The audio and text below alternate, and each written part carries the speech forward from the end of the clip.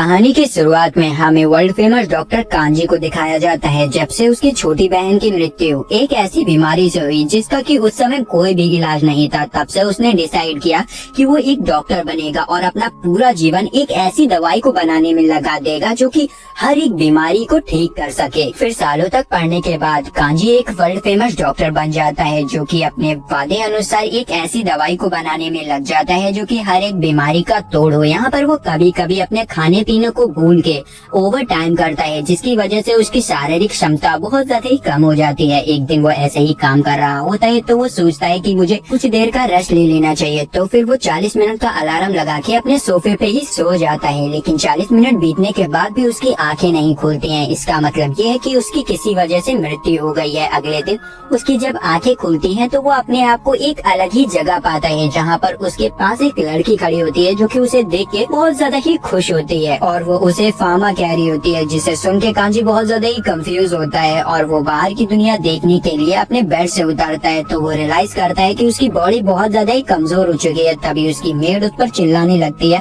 और कहती है कि आपको आराम करना चाहिए क्योंकि आपके ऊपर बिजली गिर गई थी, जिसकी वजह से आप कुछ दिनों से कोमा में थे। इस चीज को सुन के वो उससे कहता है कि मुझे माफ कर दो, मुझे एक्चुअली कुछ भी याद नहीं है। तो फिर वो मेड उसे एक मिरर दिखाती है जिसमें वो अपने आप को देख के बहुत ज्यादा ही हैरान हो जाता है क्योंकि वो एक 10 साल के बच्चे की बॉडी में था जिसका नाम फार्मा होता है। यहाँ पर फार्मा सोचता है कि उसे अपनी इस लाइफ के बारे में कुछ भी याद नहीं है, लेकिन उसे अपनी प्रीवियस लाइफ के बारे में पता था कि वो लास्ट टाइम सो गया था और उसके बाद जब उसकी आंखें खुलती है तो वो यहाँ पर था। तो वो बहुत ज्यादा ही कंफ्यूज हो जाता है। तभी उसको थोड़ा सा दर्द महसूस होता है तो वो अपनी मेड से कहता है कि क्या मैं अपनी बैंडेजेस को हटा सकता हूँ। तो मेड तुरंत जाके उसके लिए गर्म पानी ले आती है। यहाँ पर बैंडेज हटाते समय उसे अपने हाथ में एक मार्क नोटिस होता है जिसे देख के मेड तो बहुत ज्यादा ही डर जाती है। तो वो उसे शांत करता है और कहता है ये शायद लाइटनिंग की वजह से हुआ है। लेकिन मेड उस समय प्रेयर करने लगती है और उससे कहती है कि ये निशान सबूत है कि आपको गॉड ऑफ मेडिसिन ने आशीर्वाद दिया है। गॉड ऑफ मेडिसिन का नाम सुन के वो बहुत ज्यादा हैरान होता है और उससे पूछता है कि ये गॉड ऑफ मेडिसिन कौन है। इस पर मेड उससे बोलती है कि आप गॉड ऑफ मेडिकल को भूल गए जिनकी पूजा आपकी फैमिली करती है। तब फार्मा को रियलाइज होता है कि उसे अपनी इस लाइफ के बारे में कुछ भी नहीं मालूम है। तो वो मेड से पूछता है कि क्या तुम मुझे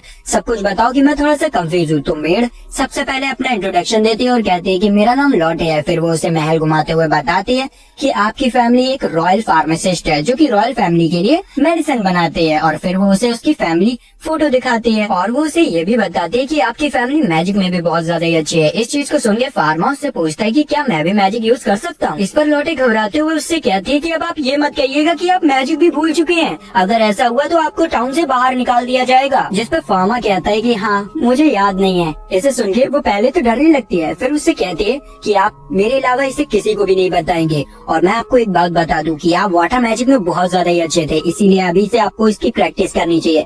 फिर हम देखते हैं कि फार्मा अपने रूम में बैठ के उसी की प्रैक्टिस कर रहा होता है। तभी वो अपने दिमाग में वाटर मॉलिक्यूल्स को इमेजिन करता है जिससे कि उसके हाथों में से वाटर निकलने लगता है, जिसे देख के वो बहुत ज्यादा ही हैरान हो जाता है। अब वाटर तो निकल आता है लेकिन उसे उसको रोकना नहीं आता है, तो वो घबरा के सारे पानी को बाहर फेंक देता है और बाहर ही लौटे खड़ी होती है जो कि देख लेती है कि फार्मा मैजिक यूज कर सकता है। तो वो बहुत ज्यादा ही खुश हो जाते हैं। यहाँ पर फार्मा रुकता नहीं है, वो और भी मॉलिक्यूल्स को निकालने की कोशिश करता है। तो वो निकाल भी पा रहा होता है और दूसरे हाथ से उन्हें इरेज भी कर रहा होता है। तभी लौटे उसके पास आती है और उसे उसके लाइब्रेरी को दिखाने ले जाती है और बताती है कि यहाँ पर जितनी भी बुक्स हैं वो आप पहले ही पढ़ चुके हैं। जिनमें से वो एक बुक को उठा के पढ़ने की कोशिश करता है और सरप्राइजली वो उसकी लैंग्वेज को आराम से पढ़ पा रहा होता है। इसके बाद फार्मा अपनी फैमिली के साथ डिनर करने जाता है जहाँ पर उसे ठीक देख के उसके फादर उसे कहते हैं कि मुझे बहुत ज्यादा ही अच्छा लगा कि तुम ठीक हो गए हो, लेकिन हमने जो वादा किया था कि मैं तुमसे कुछ क्वेश्चन पूछूंगा अब उसका समय आ चुका है।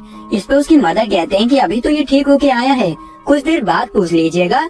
जिस पर फार्मा कहता है कि चिंता मत कीजिए मैं सब बता दूंगा। तो उसके फादर उसे सवाल पूछना स्टार्ट कर देते हैं जिसका कि हमारा बंदा बखूबी जवाब दे देता है। फिर उसके फादर उसे कहते हैं कि अब तुम पूरी तरीके से ठीक हो चुके हो तो तुम अपनी ट्रेनिंग को वापस से स्टार्ट कर सकते हो।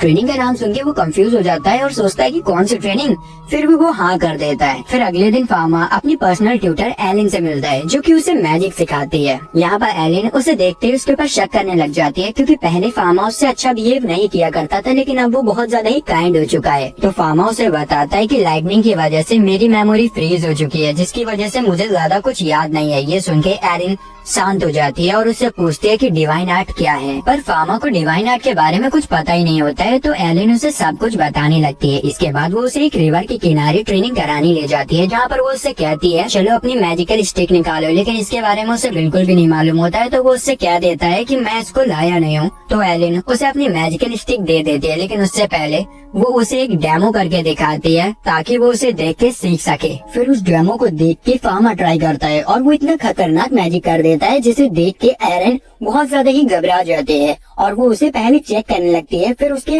मैजिक को नापने के लिए वो उसके हाथ में एक टूल पकड़ा देती है जो कि मैजिक मेजर करता है। यहाँ पर जैसे ही फार्मा उस मैजिक टूल के अंदर अपना माना डालने लगता है, वैसे ही वो मैजिक टूल टूट जाता है, जिसे देख के एरन की और ज्यादा ही फट जाती है और वो दहशत में आ जाती है, क्योंकि इतना खतरनाक मैजिक या तो कोई गॉड के पास हो सकता है या डीमन के पास। फिर हम कुछ देर बाद की सीन देखते हैं जहाँ पर एरन और फार्मा एक बेंच पे बैठे होते हैं और यहाँ पर एरन अभी भी दहशत में होती है, तो उसे शांत करने के लिए वो उसे हंसाने की कोशिश करता है और यहाँ पर एरन हंसने भी लगती है। तभी फार्मा को अपनी एक एबिलिटी का पता चलता है जिसका नाम डिवाइन आई है, जिसकी मदद से वो किसी भी व्यक्ति की इंजरीज के बारे में पता कर सकता है। तो वो यहाँ पर फिर एलिन को स्कैन करने लगता है और उसे पता चलता है कि एलिन की आंखों और उंगलियों में दिक्कत है। तो वो डायरेक्ट जाके उसकी उंगलियों को पकड़ लेता है और उससे कहता है क्या तुम्हारे हाथों में दिक्कत है। इस पर वो हैरान होकर फार्मा से पूछती है कि आखिर तुम्हें कैसे पता चला।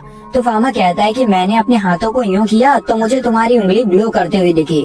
इस चीज को सुन के वो बहुत ज्यादा घबरा जाती है और कहती है कि ये क्या, ये पावर तो एक नॉर्मल इंसान के पास नहीं हो सकती, आखिर तुम कौन हो। और वो डरते हुए फार्मा के पास से भाग जाती है। फिर हमें अगले दिन पता चलता है कि एलन की बहुत ज्यादा ही तबीयत खराब हो गई है, जिसकी वजह से वो आज फार्मा को ट्रेनिंग देने नहीं आ पाएगी। इस पर फार्मा के फादर फार्मा को एक मेडिसिन देते हैं और उससे कहते हैं कि ये तुम एरन को दे आओ जाके। तो यहाँ पर फार्मा उस मेडिसिन को लेके एरन के घर में पहुंच जाता है। यहाँ पर वो उस मेडिसिन को चेक करने लगता है तो उसे पता चलता है कि ये जो मेडिसिन है वो ज्यादा इफेक्टिव नहीं है। तो वो अपनी मैजिक की मदद से उस मेडिसिन में थोड़ी सी चेंजमेंट करता है जिससे कि एरन बहुत जल्दी ठीक हो जाए। तभी हम एरन को देखते हैं जो कि फार्मा से बचने के लिए फुल टू प्रोटेक्शन के साथ आई होती है और वो उससे कहती है कि क्या तुम मुझे मारने आए हो। इस पे फार्मा उससे कहता है कि नहीं, मैं तुम्हें मारने नहीं आया हूँ। तो वो अपना मास्क उतार देती है और हम देखते हैं कि सही में एलन की हालत बहुत ज्यादा खराब हो रखी होती है। तो वो उससे पूछती है कि आखिर तुम क्या करने आए हो। फार्मा कहता है कि तुम बीमार हो ना, इसलिए मेरे फादर ने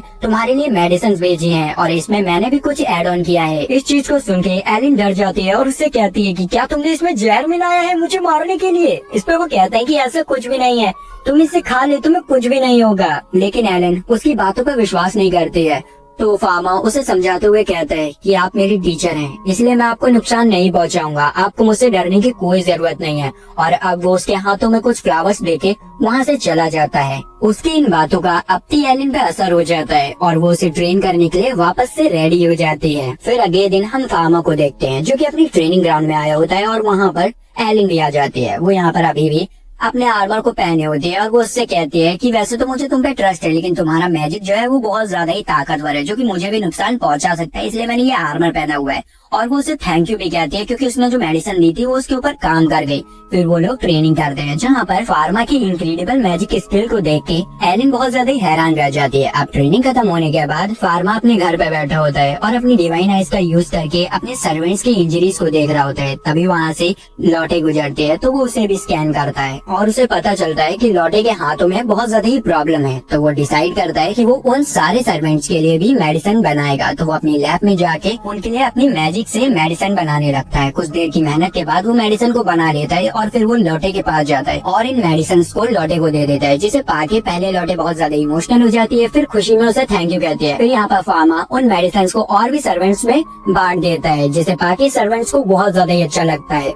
यहाँ पर लौटे फार्मा से कहती है कि ये लोग कितने ही ज्यादा लकी हैं कि इन्हें एक रॉयल फार्मासिस्ट से दवाइयाँ मिल रही हैं, लेकिन दुनिया में कुछ ऐसे भी लोग हैं जिन्हें की दवाइयाँ नसीब भी नहीं होती हैं और वो लोग भुखमरी और लाचारी के कारण मारे जाते हैं। ये बातें फार्मा के दिल में लग जाती हैं और वो यहाँ पर डिसाइड करता है कि वो एक ऐसी दुनिया बनाएगा जहाँ पर लोग दवाइयों की कमी से नहीं मरेंगे। फिर नेक्स्ट डे जब फार्मा अपनी फैमिली के साथ खाना खाने बैठता है तो वो देखता है कि डाइनिंग टेबल पे उसकी बहन मिसिंग है। तो वो अपने फादर से पूछता है कि आखिर छोटी बहन कहाँ गई। तो वो बताते हैं कि उसको चिकन पॉक्स हुआ है, जिसकी वजह से उसे क्वारंटीन कर दिया गया है। वहाँ पर हम लोग नहीं जा सकते हैं क्योंकि वो बीमारी बहुत घातक तरीके से फैलती है। अब उस बीमारी का नाम सुन के यहाँ पर फार्मा सोचने लगता है कि चिकन पॉक्स तो यहाँ पर भी होता है, तो इसका इलाज तो मेरे पास है। तो वो यहाँ पर क्या करता है, अपनी बहन के लिए एक मेडिसिन बनाने लगता है अपनी पास्ट मेमोरी की नॉलेज की मदद से। और वो यहाँ पर अपनी बहन के खाने में वो दवाई मिलाकर उसके रूम में पहुँच जाता है। उसे अपने रूम में देख के उसकी बहन कहती है कि फादर ने तो मना किया है ना कि मेरे पास कोई भी नहीं आ सकता, तो आप यहाँ पर क्या कर रहे हैं। जिस पर फार्मा उससे कहता है कि ये एक सीक्रेट है, तुम इसके बारे में किसी को भी नहीं बताओगे। और फिर वो उसे खाना खिला देता है। कुछ हफ्तों बाद हम देखते हैं कि उसकी बहन उसकी दवाई की वजह से ठीक हो जाती है। फिर फार्मा अपने लैब में जाके एक मिनी माइक्रोस्कोप बनाता है, क्योंकि वो हर समय तो अपनी फिंगर को स्क्रॉल करके डिवाइन आई का यूज नहीं कर सकता है ना। तभी उसके लैब में एक बंदा आता है और उससे कहता है कि आपके फादर आपको बुला रहे हैं। जैसे ही फार्मा अपने फादर के ऑफिस में पहुंचता है तो उसके फादर उससे कहते हैं कि जल्दी से अपना बैग पैक कर लो, हमें रॉयल किंगडम जाना है। इतना कहते ही सीन शिफ्ट होती है और हमें अगले दिन सीन दिखाई जाती है, जहाँ पर फार्मा और उसके फादर रॉयल किंगडम पहुंच चुके होते हैं। और यहाँ पर हमें पता चलता है कि प्रिंसेस की हालत बहुत ज्यादा ही खराब है और वो मरने की हालत में है, जिसकी वजह से दुनिया के बेस्ट फार्मासिस्ट उनका चेकअप करने के लिए आए हुए हैं। यहाँ पर धीरे धीरे करके सारे फार्मासिस्ट क्वीन का चेकअप करते हैं, लेकिन उनकी बीमारी इतनी ज्यादा कॉम्प्लिकेटेड होती है कि वो सब अपना हाथ खड़ा कर देते हैं कि हमसे इनका इलाज नहीं हो पाएगा। और उनमें से फार्मा के फादर भी होते हैं जो कि कह देते हैं कि हम इनका इलाज नहीं कर पाएंगे। तभी फार्मा सोचने लगता है कि आखिर ऐसी कौन सी बीमारी है जिसका कोई इलाज ही नहीं कर पा रहा है। तो वो अपनी डिवाइन आई का यूज करके क्वीन को स्कैन करने लगता है और उसे पता चलता है कि क्वीन को तो ट्यूबरकुलोसिस है। इस डिसीज में इंसान के ऊपर कोई दवा काम ही नहीं करती और इसके पेशेंट को सिर्फ इंजेक्शन दे के बचाया जा सकता है, लेकिन इस दुनिया में तो इंजेक्शन एक्सिस्ट ही नहीं करते, तो आखिर इन्हें बचाए कैसे। वो ये सब सोच ही रहा होता है कि तभी क्वीन के बच्चे बाहर से क्वीन के पास आते हैं और उसके पास आके रोते हुए कहते हैं कि मोम आप हमें छोड़ के नहीं जा सकते हैं, हम आपके बिना नहीं रह सकते हैं। अब उन्हें रोता हुआ देख के यहाँ पर फार्मा अपना कंट्रोल खो देता है और वो डायरेक्ट क्वीन के पास जाके उनसे रिक्वेस्ट करता है और कहता है कि क्या मैं आपका इलाज कर सकता हूँ, क्योंकि मेरे पास एक ऐसी दवा है जो कि आपको ठीक कर सकती है। इस चीज को सुन के सब लोग बहुत ज्यादा ही हैरान हो जाते हैं और उससे कहते हैं कि ये लड़के क्वीन को परेशान मत करो। यही चीज उसके फादर भी कहते हैं कि फार्मा कोई ऐसी बेवकूफी मत करो जिसकी वजह से क्वीन को परेशानी झेलनी पड़े। तभी क्वीन फार्मा से कहती है कि ठीक है, मैं तुम्हें परमिशन देती हूँ कि तुम मेरा इलाज कर सकते हो, क्योंकि इन सब ने तो अपने हाथ खड़े कर दिए हैं, लेकिन मेरी आखिरी उम्मीद तुम ही हो। ये सुनने के बाद फार्मा डायरेक्ट अपने लैब में पहुंच जाता है और अपने गेट को आइस मैजिक से बंद कर देता है, जिससे कि कोई अंदर ना आ पाए। और फिर वो मेडिसिन बनाने लगता है। तभी बाहर उसके फादर आ जाते हैं और इससे चिल्लाते हुए कहते हैं कि फार्मा तुम्हें पता है ना तुम क्या कर रहे हो, अगर कुछ उल्टा सीधा हुआ तो तुम्हारे साथ बहुत बुरा हो सकता है। लेकिन फार्मा उनकी बातों पर बिल्कुल भी ध्यान नहीं देता है। तो उसके फादर गुस्से में आके उस गेट को तोड़ के अंदर आ जाते हैं और उससे कहते हैं कि ऐसा मत करो, लेकिन फार्मा उनकी बातों पे ध्यान नहीं देता और अपना काम करता रहता है। तो फार्मा के फादर फार्मा को रोकने के लिए उसके ऊपर आइस मैजिक से अटैक कर देते हैं, जिससे बचने के लिए फार्मा शील्ड लगा के उसे कैंसिल कर देता है और वो अपने बीच में एक आइस बैरियर क्रिएट कर लेता है, जिसे देख के उसके फादर बहुत ज्यादा ही हैरान हो जाते हैं और सोचने लगते हैं कि इसने बिना मैजिकल स्टिक के अपनी मैजिक को कैसे यूज किया, और उससे पूछते हैं कि आखिर तुम कौन हो, क्योंकि उन्हें शक होने लग गया था भाई। तभी उनकी नजर फार्मा की रिसर्च डायरी पे पड़ती है और वो उसे खोल के पढ़ने लगते हैं और फार्मा से पूछते हैं कि आखिर ये सब क्या है। तो फार्मा उन्हें बताता है ये सब नई मेडिसिन के फॉर्मूला हैं। जब मैं कोमा में था तब मुझे इनके सपने आया करते थे और मैंने इन्हें याद कर लिया। ये सब सुन के उसके फादर कहते हैं अच्छा ये बात है, मैंने तुम्हारे शोल्डर को देखा और मैं समझ चुका हूँ कि तुम्हें गॉड ऑफ मेडिसिन से आशीर्वाद मिला है, इसीलिए तुम्हें ये सपने भी आ रहे हैं। ठीक है, मुझे तुम पे भरोसा है, करो अपना काम। और ये कह के वो वहाँ से चले जाते हैं। फिर फार्मा मेडिसिन बनाना स्टार्ट कर देता है। मेडिसिन बनने के बाद अगले दिन वो अपनी मेडिसिन को लेके रॉयल किंगडम में पहुंच जाता है। यहाँ पर प्रिंसेस को दवाई देने से पहले वो उन्हें बताता है कि आपकी जो बीमारी है वो इन्फेक्शन की वजह से हुई है, जिसकी वजह से आपको ये जो दवा है वो 1 से 2 साल तक की लेनी पड़ सकती है, इसलिए आपको तैयार रहना पड़ेगा। और वो उनका एक ब्लड सैंपल लेके अपने माइक्रोस्कोप से उनके अंदर बैक्टीरिया दिखाता है, जिसे देख के वो सही में हैरान हो जाती है। इसके बाद फार्मा मेडिसिन के 2 ग्लास तैयार करता है और एक खुद पीता है और एक क्वीन को दे देता है और उनसे कहता है कि अब हम दोनों की किस्मत इस मेडिसिन पर टिकी हुई है, लेकिन किसी को कुछ भी नहीं होता है। और यहाँ पर क्वीन थोड़ी देर बाद अपने आप को बेहतर महसूस करने लगे, जिसे देख के सारे फार्मासिस्ट फार्मा की तारीफ करने लगते हैं। इसके बाद फार्मा अपने फादर के साथ वापस अपने मेंशन में आ जाता है। फिर हमें 3 महीने बाद ये सीन दिखाई जाती है जहाँ पर फार्मा क्वीन को चेक करने के लिए आया होता है और वो उन्हें बताता है कि अब आप धीरे धीरे करके ठीक हो रही हैं। तभी क्वीन उससे कहती है कि मैंने तो जीने की होप ही छोड़ दी थी, मुझे ऐसा लगने लगा था कि मैं मरने वाली हूँ, लेकिन एक पर्सन की वजह से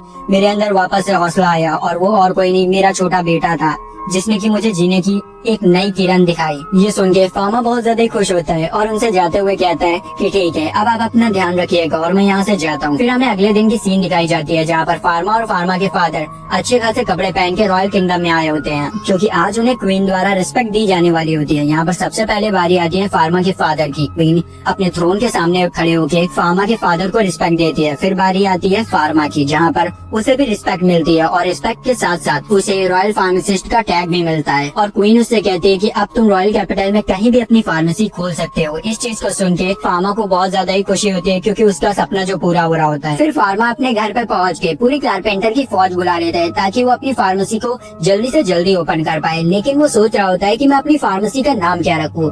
यहाँ पर वो बहुत ज्यादा ही दिमाग लगाता है, तभी उसके दिमाग में एक नाम आता है और वो कहता है कि हम अपनी फार्मेसी का नाम रखेंगे द पैरेलल वर्ल्ड फार्मेसी। इस नाम को सुनकर सब लोग जोश में आ जाते हैं और फिर फार्मेसी का काम स्टार्ट हो जाता है। यहाँ पर सारे कारपेंटर मिलके फार्मा के फार्मेसी के बोर्ड को तैयार कर देते हैं, जिसमें लिखा होता है द पैरेलल वर्ल्ड फार्मेसी। तभी वहाँ पर एलेन आ जाती है और फार्मा की फार्मेसी के नाम को देख के बहुत ज्यादा खुश होती है और उससे कहती है कि नाम तो बहुत ज्यादा ही अच्छा है। इस पर फार्मा उससे शर्माते हुए कहता है कि तुम्हारे ओपिनियन के लिए थैंक यू। फिर एलेन उससे फार्मेसी के बारे में थोड़ा बहुत पूछने लगती है। तभी वहाँ पर एक बंदा टपक पड़ता है और उससे कहता है, क्या तुम यहाँ के एम्प्लॉय हो या बॉस? जिस पे फार्मा कहता है कि मैं यहाँ का बॉस हूँ। इस पे वो बड़ा आश्चर्य होकर कहता है कि ओह, तुम तो बहुत छोटी उम्र में यहाँ के बॉस बन गए हो, लेकिन मेरे पास तुम्हारे लिए एक अच्छी खासी डील है, क्या तुम मेरे साथ कोलैब करना चाहोगे? इस पे वो कहता है कि नहीं नहीं, मुझे इसमें कोई इंटरेस्ट नहीं है, मैं तुम्हारे साथ काम नहीं करना चाहता हूँ। तो वो कहता है कि बड़ा पछताओगे, कर लो कोलैब, तुम वैसे भी इससे क्या ही कमा लोगे। तो वो कहता है कि मुझे कमाना भी क्या है, मैं सिर्फ गरीब लोगों को सस्ती दवा बांटना चाहता हूँ जिससे उनका भला हो। इसे सुन के वो बहुत ज्यादा ही हैरान रह जाता है और कहता है कि ऐसा तो तुम्हारे फार्मेसी डूब जाएगी, तो मैं तुम्हें बचा लूंगा, आ जाओ मेरी टीम में। लेकिन वो मना कर देता है। अभी वो मोटू फार्मा को फोर्स करने लग जाता है। इस पर एलिन को गुस्सा आ जाता है और वो उससे कहती है कि यहाँ से भाग रहे हो या पिटोगे। तो वो मोटू एलिन से अपनी बेइज्जती कराने के बाद वहाँ से चला जाता है। इसके बाद फार्मा अपने फार्मेसी के अंदर आ जाता है, जहाँ पर वो देखता है कि फार्मेसी में सिर्फ 2 वर्कर्स हैं जो कि वो खुद ही हैं। तो वो सोचता है कि हमें वर्कर्स को बढ़ाना चाहिए। तभी वहाँ पर लौटे भी आ जाते हैं और उससे काम मांगने लगते हैं। कहते हैं कि मैं यहाँ पर सब कुछ कर सकती हूँ जैसे मैं घर पे करती हूँ। तो वो उसे रख लेता है। तब भी उसमें एक इंसान की कमी होती है जो कि अकाउंटेंट होता है। तो वो सोचता है कि मैं कौन से अकाउंटेंट को रखूं जो कि थोड़ा एक्सपीरियंस भी होना चाहिए। फिर वो वापस से अपने घर पे आ जाता है। वहाँ पर फार्मा को देखने को मिलता है कि उसके घर के जितने भी सर्वेंट्स होते हैं वो रो रहे होते हैं। तो वो सोचने लगता है कि आखिर इन सबको क्या हो गया, ये रो क्यों रहे हैं। तभी उसे पता चलता है कि उसके फादर के जो अकाउंटेंट है वो आज रिटायर हो रहे हैं, क्योंकि उनके पैरों में बहुत ज्यादा ही दर्द हुआ करता था, जिसकी वजह से वो कायदे से चल भी नहीं पाते थे। इस चीज को सुन के वो उनसे कहता है कि अगर मैं आपके पैरों का इलाज कर दूं तो क्या आप मेरे साथ काम करेंगे? जिस पे वो मान जाते हैं। तो वो सबसे पहले अपने फादर से परमिशन लेने जाता है और उनसे कहता है कि आज जो आपके पास से अकाउंटेंट रिटायर हुआ है, क्या मैं उन्हें अपने फार्मेसी में जॉब दे सकता हूँ? इस पर उसके फादर उसे परमिशन दे देते हैं। इसी के साथ साथ वो उसे बक्सा भर के सोने के सिक्के भी देते हैं ताकि वो अपनी फार्मेसी को और भी बेहतर कर पाए। फिर अगले दिन फार्मा अपनी फार्मेसी की ग्रैंड ओपनिंग कर देता है। अब जरूरी तो नहीं है कि आपने नया नया बिजनेस खोला हो और उसमें तुरंत ही कस्टमर आने लग जाए। वैसा इन्हीं के साथ होता है। 1 महीना बीत जाता है लेकिन उनके फार्मेसी में कोई भी कस्टमर नहीं आता, सिवाय एक बूढ़े आदमी के जो कि वहाँ पर सिर्फ एक टॉफी खरीदने आता था। इस चीज से वो लोग बहुत ज्यादा परेशान होते हैं। तभी फार्मा के माता पिता भेस बदल के फार्मा की फार्मेसी में आए होते हैं, लेकिन फार्मा उन्हें आराम से पहचान लेता है। फिर वो उन्हें अंदर ले जाता है और बताता है कि मेरी फार्मेसी बिल्कुल भी नहीं चल रही है, यहाँ पर कोई कस्टमर आता ही नहीं है, जिससे कि मैं बहुत ज्यादा परेशान हूँ। इस चीज को सुनिए उसके फादर उससे कहते हैं कि क्या तुम मुझे अपनी फार्मेसी दिखा सकते हो? तो यहाँ पर फार्मा उन्हें अपनी फार्मेसी दिखाने लगता है। वो सबसे पहले उन्हें मेडिसिन रूम दिखाता है जहाँ पर बहुत सारी मेडिसिन रखी होती है। फिर वो उन्हें पेशेंट्स के लिए बनाए गए बेडरूम्स को भी दिखाता है। उसके बाद वो उनसे पूछता है कि क्या आपको यहाँ पर कोई कमी दिखी? जिस पे उसके फादर कहते हैं कि यहाँ पर कोई कमी नहीं है, सब बढ़िया है। यहाँ पर फार्मा की मॉम उसे एक सजेशन देती है कि तुम्हें एक मेडिसिन के साथ साथ ब्यूटी प्रोडक्ट्स को भी बनाना चाहिए जो कि कम कीमत में हो और बहुत अच्छी क्वालिटी में हो, जिससे कि हर प्रकार की महिलाएं तुम्हारे प्रोडक्ट्स को खरीदेंगी। उनका ये सजेशन उसे बहुत ज्यादा ही अच्छा लगता है। तभी उसके फादर कहते हैं कि अगर तुम इन प्रोडक्ट्स को बनाओ तो इनमें किसी भी प्रकार के केमिकल का यूज मत करना, वरना ये स्किन डिसीज का कारण बन सकती हैं। यहाँ पर उन लोगों के बीच में बातें चली रही होती है कि तभी वहाँ पर घबराते हुए एक बंदा आता है और फार्मा से कहता है कि क्या यहाँ पर कोई फार्मासिस्ट है? एक लड़की की हालत बहुत ज्यादा ही खराब है। ये सुन के फार्मा उसके साथ उस लड़की के पास जाता है और हम देखते हैं कि उस लड़की की सही में बहुत ज्यादा ही हालत खराब होती है।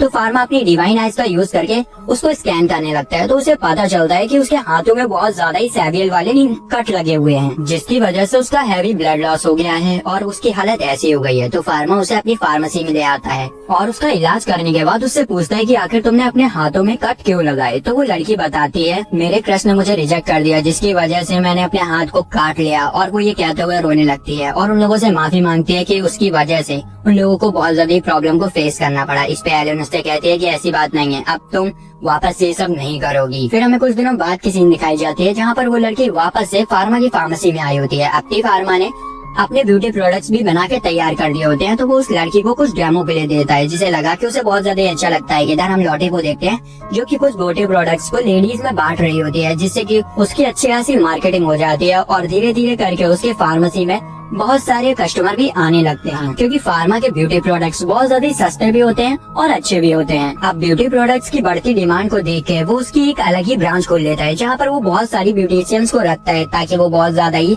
ब्यूटी प्रोडक्ट्स को बना सके। अब फार्मा की फार्मेसी चल पड़ती है और उसके ब्यूटी प्रोडक्ट की वजह से पूरे शहर में उसकी चर्चा हो रही होती है। यही चर्चा घूम फिर के क्वीन तक पहुँच जाती है। तो क्वीन फार्मा को अपने पास बुलाती है उसकी ब्यूटी प्रोडक्ट चेक करने के लिए। यहाँ पर फार्मा सबसे पहले उन्हें लिप बाम देता है। जैसे ही वो उसे अपने होठों में लगाती है तो उन्हें अपने होठ बहुत ज्यादा ही सुंदर लगने लगती हैं, जिसकी वजह से क्वीन को फार्मा के प्रोडक्ट्स बहुत ज्यादा ही अच्छे लगने लगते हैं। तो फार्मा अपने और भी प्रोडक्ट्स के बारे में उन्हें बताने लगता है, जिसे सुन के क्वीन उससे कहती है कि तुम्हें अपने प्रोडक्ट्स के दाम को बढ़ाना होगा, क्योंकि तुम्हारा प्रोडक्ट पूरे मार्केट में सबसे सस्ता बिकता है, जिसकी वजह से दूसरे लोग दूसरी दुकानों में जाना पसंद ही नहीं करते हैं और उन लोगों का बहुत ज्यादा ही घाटा हो रहा है, जिसकी वजह से वो एक न एक दिन सड़क पे आ जाएंगे। क्वीन से ये बात सुन के फार्मा को रियलाइज होता है कि वो गलत कर रहा है, तो वो अपने प्राइस बढ़ाने के लिए मान जाता है। इसके बाद हम देखते हैं कि फार्मा बीच पे होता है, जहाँ पर उसकी छोटी बहन और लॉटे रेत से खेल रहे होते हैं और एलिन कहीं कोने में सो रही होती है। फार्मा को देखते ही उसकी छोटी बहन उससे पानी में जाने की जिद करने लगती है, जिस पर वो उसे मना कर देता है और कहता है कि फादर ने पानी में जाने के लिए मना किया है। लेकिन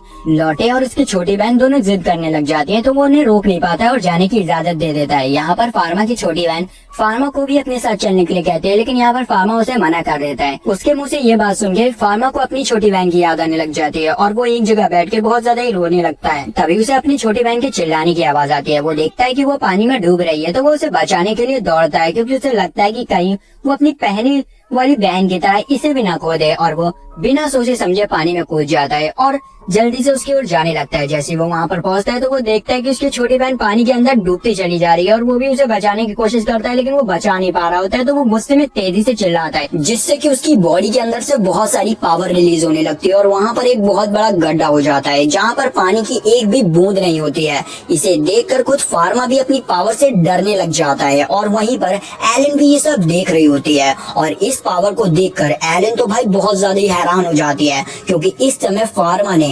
नेगेटिव डिवाइन आर्ट का यूज किया था, जो कि भाई सिर्फ एक डीमन ही कर सकता है। यहाँ पर फार्मा अपनी बहन को लेकर सही सलामत बाहर आ जाता है और वो सोचने लगता है कि शायद उसे ये सब करते हुए किसी ने भी नहीं देखा है, लेकिन वो गलत था। वहीं पर एक बंदा खड़े होकर उसके इस सब कांड को देख रहा होता है और वो जल्दी से जाकर होली ग्रुप के मेंबर्स को इन सब चीजों के बारे में बता देता है। ये सब सुनने के बाद उन्हें लगता है कि शायद ये सब एक मॉन्स्टर का काम है, तो वो लोग फार्मा पे नजर रखने के लिए 2 असैसिन्स को भेजते हैं। फिर हम देखते हैं कि फार्मा अपनी फार्मेसी में वापस आ जाता है, जहाँ पर 2 होली ग्रुप्स के लोग उसके ऊपर नजर रख रहे होते हैं। फिर अगले दिन जब एक सिपाही ड्यूटी में वापस आता है, तभी वो गेट खोलता है और गेट खोलते ही एक घोड़ा मिट्टी और कचड़े के सामान को लेकर फार्मेसी के अंदर घुस जाता है और वहाँ पर गंदगी फैला देता है। और ये बात जब ब्रूनो को पता चलती है तो उन्हें लगता है कि शायद कोई उनकी फैमिली को टारगेट कर रहा है। फिर अगले दिन जब फार्मा अपनी फार्मेसी में साफ सफाई करने के लिए पहुँचता है, तभी उसके कुछ पुराने कस्टमर आते हैं अपने क्रू के साथ उसकी मदद करने के लिए, और इसी के साथ शहर के कुछ लोग भी आते हैं उसकी मदद करने के लिए। तभी अचानक से एक लड़की घबराते हुए फार्मा के पास आती है और उससे कहती है कि मेरे फादर बेहोश हो चुके हैं, चलिए जल्दी से। तो फार्मा जल्दी से अपने सारे वेपन्स उठाता है और निकल जाता है उनकी मदद करने के लिए। वो लड़की उसे एक सुनसान जंगल में ले आती है और वहाँ पहुँचते ही वो अचानक से गायब हो जाती है। फार्मा यहाँ पर फुल कंफ्यूज कि ये क्या हो रहा है। तभी वहाँ पर व्हाइट कपड़े पहने हुए कुछ बंदे उससे चारों तरफ से घेर लेते हैं। यहाँ पर फार्मा को पता चलता है कि ये लोग होली ग्रुप के मेंबर्स हैं और इनका जो लीडर है उनका नाम सैलमन है, जो कि ये मानते हैं कि फार्मा के अंदर एक डीमन है और वो उसी को खत्म करने आए हैं। और वो ऐसा करने की कोशिश भी करते हैं, पर फार्मा उनके सभी अटैक्स को आसानी से ब्लॉक कर देता है। यहाँ पर फार्मा उनसे काफी ज्यादा ही ताकतवर होता है और इजीली हरा सकता है, लेकिन फार्मा को पता था कि अगर मैंने कुछ किया तो ये लोग खामखा मारे जाएंगे, तो वो होल्ड बैक कर रहा होता है अपने आप को। लेकिन भाई लोग वो मान ही नहीं रहे होते हैं, तो ना चाहते हुए फार्मा को उन्हें अपनी पावर्स का नमूना दिखाना पड़ता है, जिसे देखकर उन्हें अपनी औकात समझ आ जाती है। तभी सैलमन फार्मा के हाथ में उसे सिंबल को देख लेता है और उन लोगों से कहता है कि सभी लोग रुक जाओ, ये कोई मॉन्स्टर नहीं है बल्कि ये हमारा गॉड है। जिसे सुनकर वो लोग रुक जाते हैं और फार्मा से माफी मांगने लगते हैं। लेकिन लड़ाई के टाइम पर सैलमन बुरी तरीके से घायल हो जाता है और उसका घाव बहुत ज्यादा ही खतरनाक होता है। लेकिन फार्मा उससे कहता है कि तुम्हें ऐसे छोड़ा नहीं जा सकता है, तुम्हें इन्फेक्शन हो सकता है और तुम मर सकते हो। लेकिन सैलमन उससे कहता है कि मैंने आपके ऊपर अटैक किया है, इसीलिए मेरी यही सजा है। लेकिन हमारा बंदा एक डॉक्टर है, इसीलिए वो किसी घायल व्यक्ति को कैसे छोड़ सकता था। वो उससे कहता है कि मुझे अभी तुम्हारी सर्जरी करनी होगी। लेकिन यहाँ पर एक माइनस पॉइंट ये है कि हमारा बंदा अपनी प्रीवियस लाइफ में सिर्फ एक मेडिकल साइंटिस्ट था, उसे सर्जरी करनी बिल्कुल भी नहीं आती थी और इस जगह पर कोई भी सर्जरी करने वाला है ही नहीं। इसीलिए वो डिसाइड करता है कि वो अपनी नॉलेज का यूज कर कैसे भी कर सर्जरी करेगा और वो वहीं पर इमरजेंसी टेंट लगाता है और सर्जरी स्टार्ट कर देता है। और भाई वो लकी इतना होता है कि ऑपरेशन सक्सेसफुल हो जाता है और कुछ महीने के बाद सैलमन पूरी तरीके से ठीक हो जाता है। फिर ठीक होने के बाद होली ग्रुप वाले उसे प्रमोशन दे देते हैं। उसके बाद वो फार्मा से मिलने जाता है उसकी फार्मेसी में और उससे कहता है कि तुमने मेरी जान बचाई है, इसीलिए मैं तुम्हारे सीक्रेट को सीक्रेट ही रखूंगा। यहाँ पर सोमन फार्मा के लिए बहुत सारे गिफ्ट लाया होता है, उनमें से उसके ग्रुप की एक होली स्टिक भी होती है जो कि वो उसे गिफ्ट कर देता है। जब फार्मा उस स्टिक को उठाता है तो अचानक से वो स्टिक ग्लो करने लग जाती है। तभी सोमन कहता है कि इस स्टिक ने तुम्हें चुन लिया है, जिसे देखकर एलन बहुत ज्यादा ही एक्साइटेड हो जाती है और फार्मा से कहती है कि क्या मैं एक बार इस स्टिक को छू सकती हूँ, जिस पर हमारा बंदा डायरेक्ट उसे दे देता है। लेकिन अचानक से वो स्टिक उसके हाथ से आर पार हो जाती है और यहाँ पर हमें पता चलता है कि इस स्टिक को वही होल्ड कर सकता है जिसे कि इस स्टिक ने खुद चुना हो।